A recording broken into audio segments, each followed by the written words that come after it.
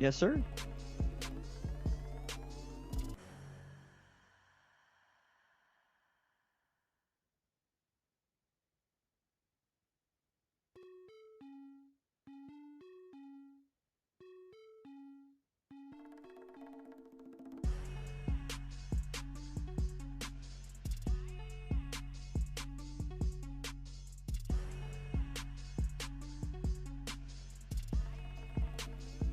Colorado stuns AP ranked number 17 Texas Christian on the road. Shedeur Sanders set a school record for passing yards in a game.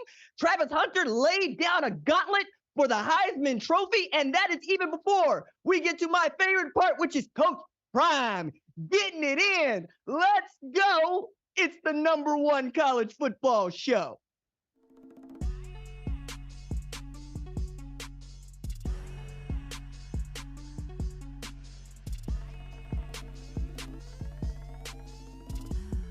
What's up, kinfolk? It's RJ Young. I am not on a step mill. Thank you for watching wherever you get your podcast, listening, downloading the Fox Sports app, the YouTubes, the Twitters, because today we're going to get into, hey, Ohio State has a starter, we think, Michigan, and how it fared without its head coach and offensive coordinator on the sideline.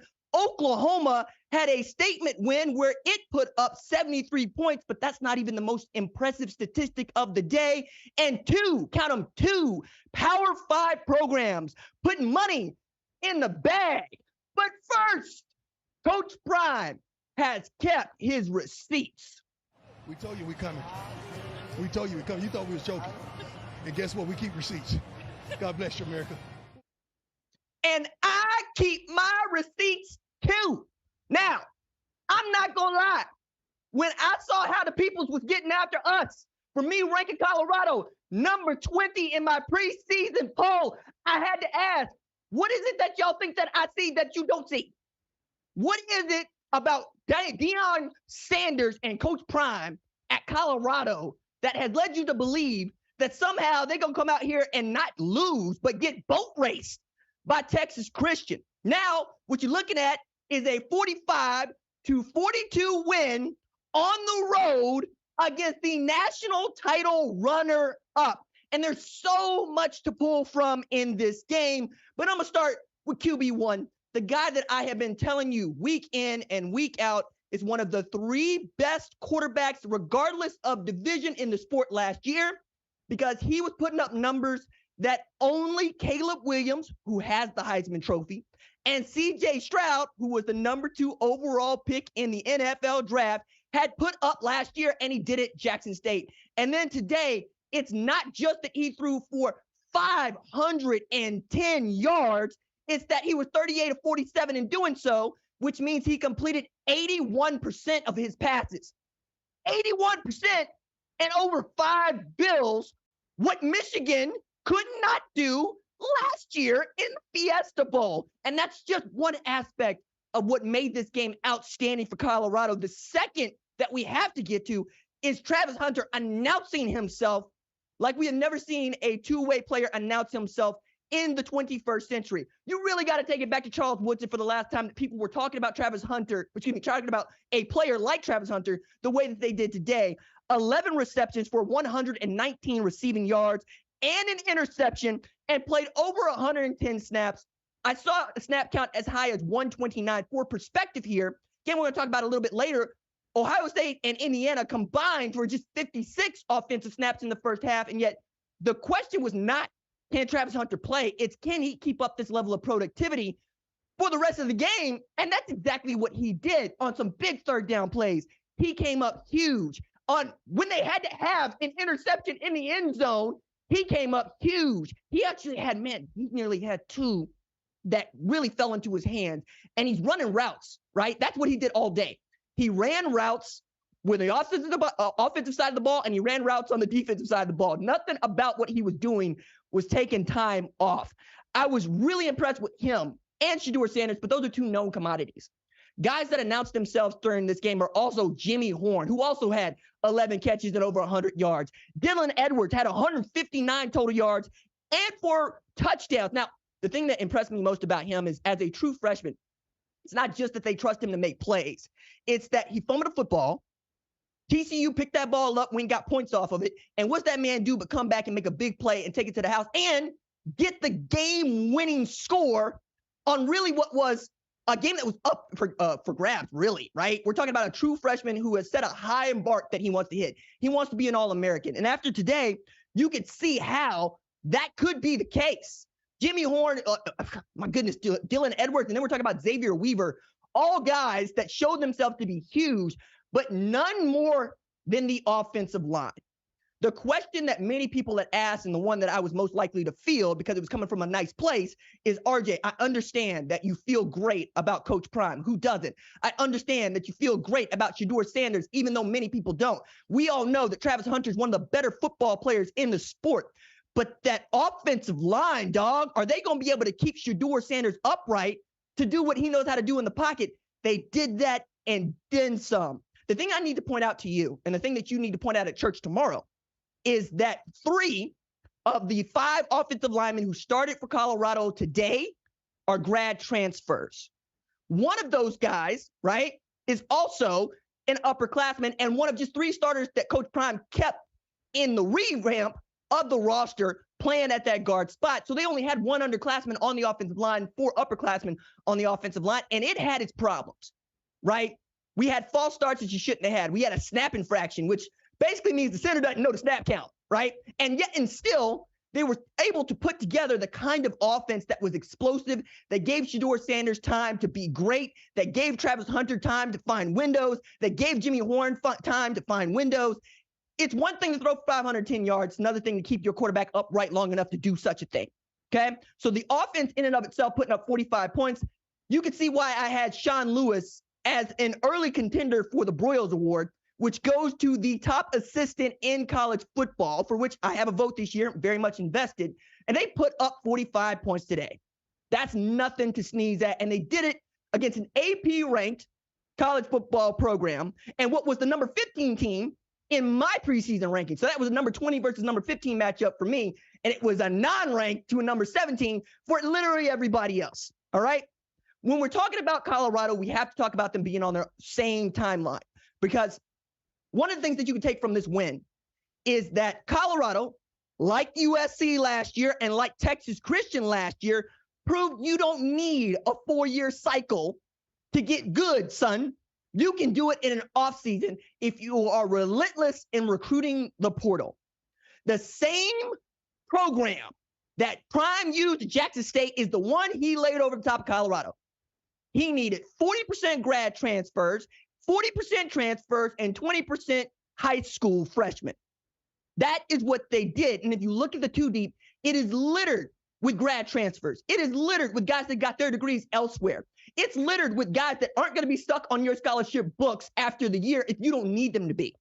And in this age of college football, where everybody is upset and mad about kids being able to hit the portal whenever they want, so much so that we're trying to put more shackles on the kids to keep them in place longer, Prime has used that to his advantage.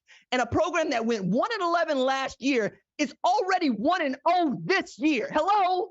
Now, other thing to take from this is that this narrative about HBCU football and its players and its coaches don't translate immediately to Power 5 wins is dead.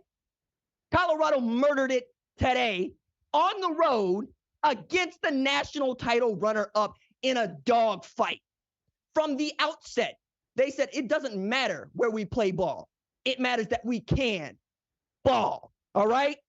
All I heard was you had depth. All you heard was you got to have depth. All you heard was if Prime is able to put up a winner this week, he's done one of the better coaching jobs that we've seen in the last century. Yeah, because he's him.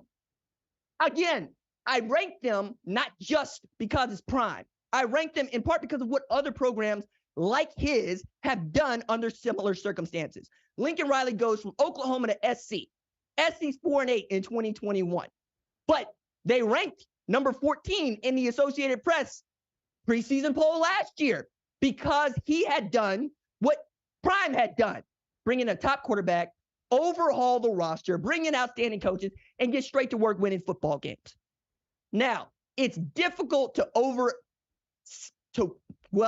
not overstate, but I guess it is. It's difficult to overstate what this win means for Colorado in particular, right? Because we're talking about a program that is just awful prior to prime. But we're also talking about a program that everybody, save me and you, thought was going to be a laughingstock, thought was going to be a joke, thought was going to get made fun of. And by the end of the first half, everybody knows, oh, damn, they came to play. Oh, damn, they might actually beat up on a team that's picked to finish at the top of the Big 12 conference. Oh, damn, they got depth at all the positions that are necessary for depth. Now, lots of other things to pick from this, but not the least of which is we know what Colorado needs to fix. That's how good they are at what they're good at, right? They're great in the secondary. They're great at skill positions. They're pretty doggone good offensively. They're a little bit soft through the middle.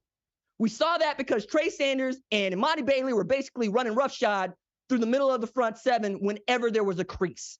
And if Shiloh Sanders and Travis Hunter don't make plays, we're talking about probably a different score. You can't give up 42 and expect people to say nice things about your defense. Charles Kelly knows this better than anybody because he was coaching for Nick Saban just last year. Okay? So we know they got to fix that. We also know that special teams right now, Colorado's a liability. All right? You damn near gave off a kickoff return for touchdown that could have lost you the game. And you had a field goal block because your timing was off with your snapper and your kicker because they were able to get to the ball before your kicker was able to get to the ball. That's not supposed to be the thing, okay? But if they get those things fixed, they can make some noise in the Pac-12, and they will, if nothing else, can remain ranked in my top 25. We'll see how far I move them, and we'll talk a little bit more about that in my movers and shakers bit here. But you understand what this means. You understand that you're going to continue to watch Colorado play football, and we're all going to be glued to television next week when they play Nebraska on Big Noon. Again, in prime time where I work is the 11 a.m. Central Standard Time. Get on the train, okay? Big Noon is our game. It's the one that we sell out for. It's the one that we love the most. It's the one where my eyes are glued. And today, for 4 quarters, I got the best football that we've seen all weekend. We get to see 87 points scored in a game that matters in what is going to be a conference game in just a year's time. But one of the things that I also took from this is Joel Klatt, you'll know, played quarterback at Colorado about 15, 20 years ago, right? It was really great when he had to play against a guy named Vince Young, Texas, but really was the last time that Colorado was relevant, and certainly the last time that we thought about them winning more than 6 games in a year, okay? He said this is the best player in Shedeur Sanders I've ever seen play the quarterback position, or one of them, right? I think Shedeur Sanders is already up there with Slash. To the old heads, you know Slash. To the young heads, Cordell Stewart. And that's my way of segueing back to 1995, right? I believe head coach is Rick Neuheisel at the time. And Colorado was ranked number 14 at the time in the preseason. They go up to Madison. They get a win against Wisconsin. That was also the last time that Colorado went on the road in an opener and won a football game. 28 years ago, folk. That's where we're at. We're talking about Prime being unprecedented in his life. We're talking about him being unprecedented as an athlete. And now we're talking about him being unprecedented as a head coach. He is 28-3 in his last 2 years in a game as a head coach. It is not a man who is used to losing. As a matter of fact, the last time the Prime was part of a losing football team, who was the Baltimore Ravens, playing at 35 years old. Okay? It's been some time. It's been a while. But it should not be shocking to you. And it shouldn't be shocking to anybody that hears this. Because I had said, and I will continue to say, if Texas Christian can go 5-7 in 2021 and end up in the national title game in 2022, why the hell can't you think that Colorado's going to be good? I didn't say play in a national championship. I didn't even say win a Pac-12 championship. I said be one of the top 25 teams in our sport. And right now, I dare you to find somebody who says differently. Also add in there, because I picked Colorado, unlike some, I'm undefeated in my picks, and we'll talk about that a little bit more. But what does this mean for TCU? It means that you lost to a good football team. Now, did many people think it was a good football team? No. But I hope after watching them play against what we all thought was a good football team in Texas Christian, they will come away with that. Now, Joe Gillespie's got some work to do. There's nothing good about 510 yards being passed on your defense. And there's nothing good about 81% of those passes being completions. Knowing that there's a guy on the other team that has enough juice to go both ways and still beat up on you to the tune of 11 catches for 119 yards and a TD, that's not going to sit well with you. Dylan Edwards being able to get what he wants is not going to sit well with you. But they do have guys on the back end that can play.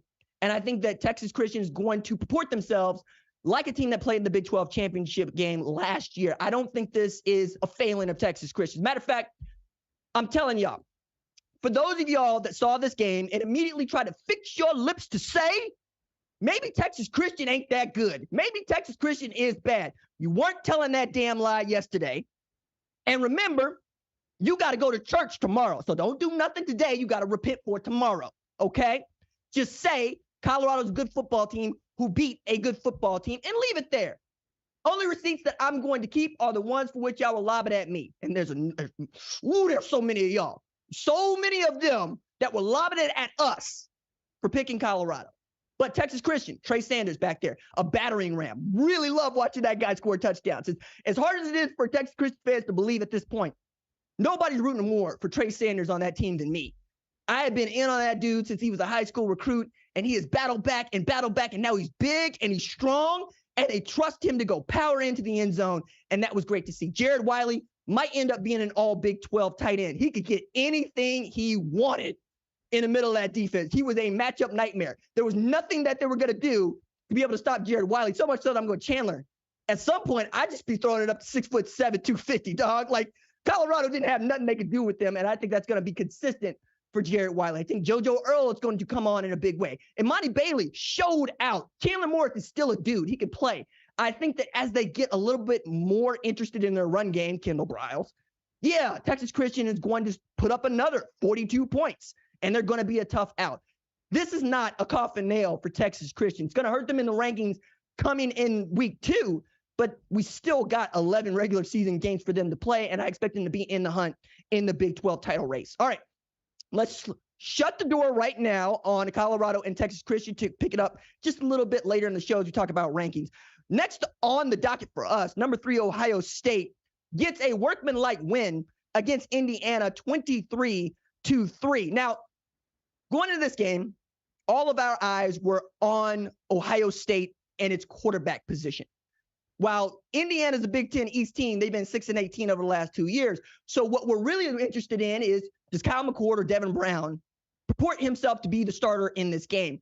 And it feels kind of like Ryan Day made that decision for us, because we saw way more of Kyle McCord than we saw of Devin Brown. And even as Kyle McCord threw an interception, it felt like Devin Brown was going to have an opportunity. He comes in, he gets 3 and out. We don't really see him much, but getting some rhythm on the offense was really hard for Ohio State to do against Matt Chieri's defense. I mean, full marks to Matt Chieri, who had been working as an assistant over at Ohio State the year before, took a brief cup of coffee down in Tulsa before taking the job as defense coordinator in Indiana, and really kind of knew what they wanted to do and had Aaron Casey filling those gaps, man. Indiana, number 44, everywhere that you want to be. That dude might be an all Big Ten defender by the end of the year, but this game went the way that we thought it was going to go in as far as wins, right?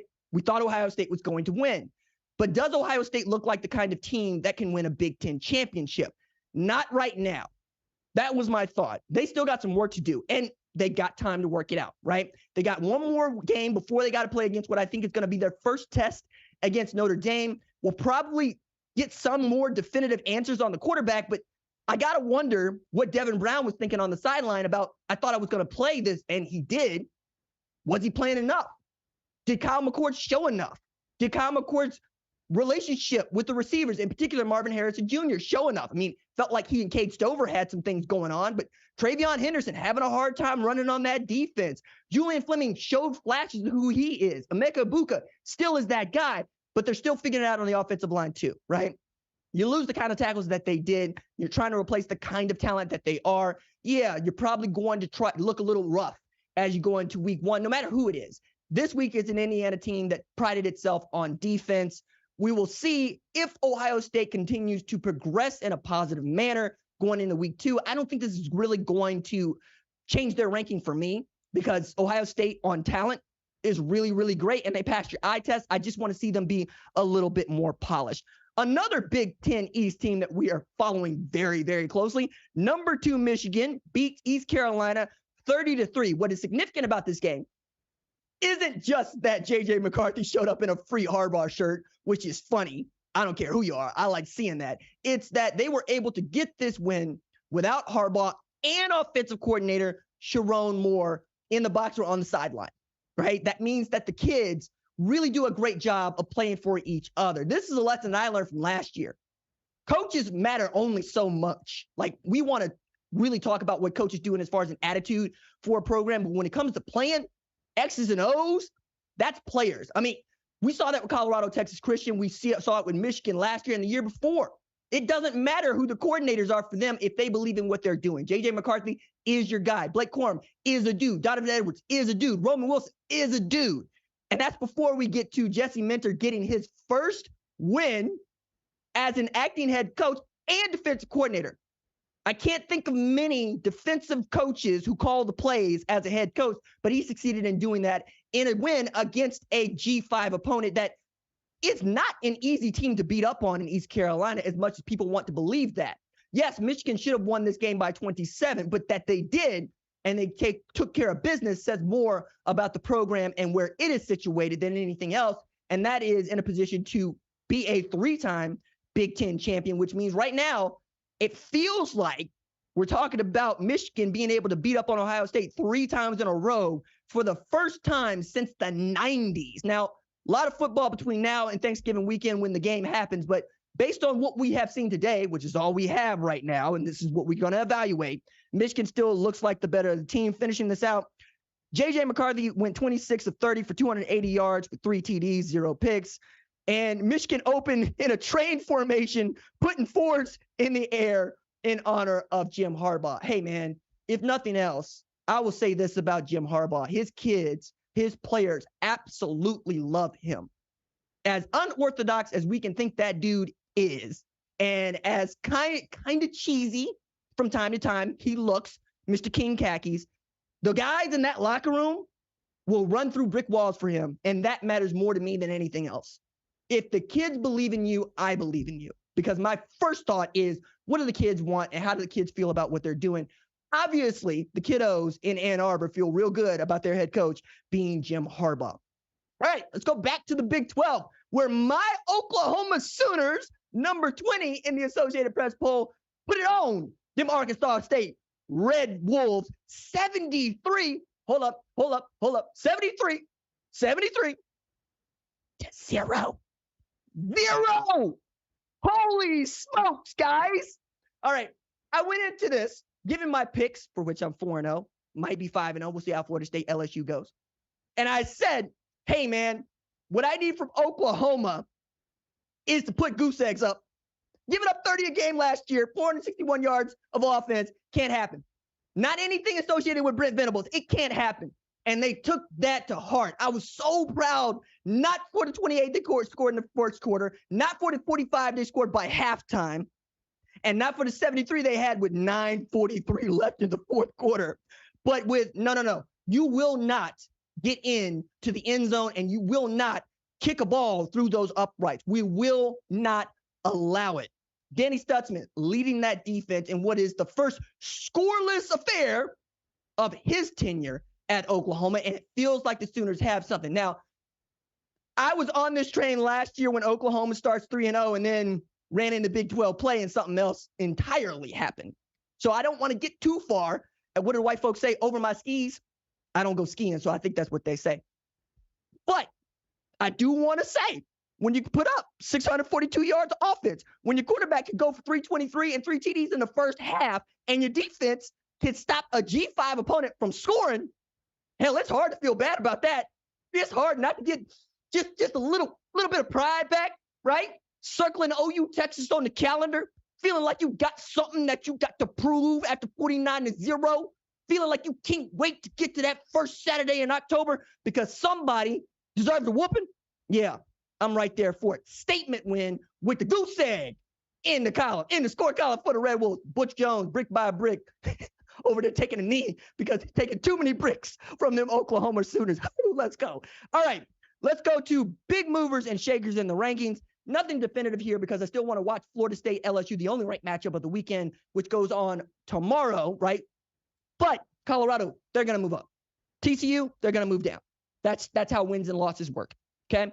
For me, that was a ranked affair. For me, that was the second ranked matchup on the schedule behind Florida State and LSU, and it lived up to the billing, right? The thing is, in our sport, in any sport, for teams to be hyped the way that some people claim that they are hyped, and for them to exceed that hype is, well, what we live for. It's what I live for. As a guy who gets to chronicle these stories and gets to talk about what transpires and what it means, I love that game, and I love that game being week one. I love that it was as exciting as we all thought it could be, and we were rewarded for all of the attention that we gave to Colorado over the year. I'm also, once again, going to point out, not everybody that you know and listen to Gag on a podcast says something nice about Colorado, and you should go and ask them why. You should go and ask them, how come you didn't see Colorado beating Texas Christian? How come you thought the Texas Christian was going to put up 50 and win 50-7 against Colorado? You should ask them. You should inquire. That is your right as a listener and a viewer of their shows. Now, let us move on to one of the proprietary and most exciting segments of this here #1 college football show. Let us find out who is putting money in the bag. It's not just that Northern Illinois beat Boston College 27-24 in overtime. It's that the Eagles paid $1.1 million for the privilege. BC, I say you've been had. I said you've been took. I said you've been hoodwinked, bamboozled, led astray. This is what he does. Northern Illinois with the shimmy and the shag. Boston College with the money in the bag. It's not just that Fresno State beat Purdue 39-35 in West Lafayette. It's that the Boilermakers paid $1.35 million for the privilege. Purdue, you've been had. I said you've been hoodwinked. You've been bamboozled, led astray, run amok. This is what he does. Fresno State with the shimmy and the shag. Purdue put the money in the bag. God dog, I like that segment. And I love Fresno State. They have been giving to the money in the bag for 3 years now, going back to 2021, when they had UCLA putting the money in the bag in 2021, $1.1 million. One day y'all gonna learn. You just don't schedule them Bulldogs. you just don't schedule the whooping and the robbery. That's just not how that works. You're not gonna look good that way, right? Some boosters going, did I just give $1 million of my money away to Fresno State? Yeah. Did I just give $1 million of my dollars away to Northern Illinois? Yeah, you did, BC grad. Yeah, you did, BC alum. It be like that sometimes. But you know what? That's also the sport. We talk about how these college football programs get funded. It's games like this, right? But it don't feel good when you hold one of these after week one and your pockets is empty. All right. I'm going to finish this by saying, hey, we're going to talk about Florida State, LSU on Tuesday. The next time that you will see this here show, where we will talk about my top 25 rankings going into week 2, the Associated Press poll rankings going into week 2, and the outcome of Florida State and LSU, which is the last game that I picked that we have to decide. And I'm 4-0.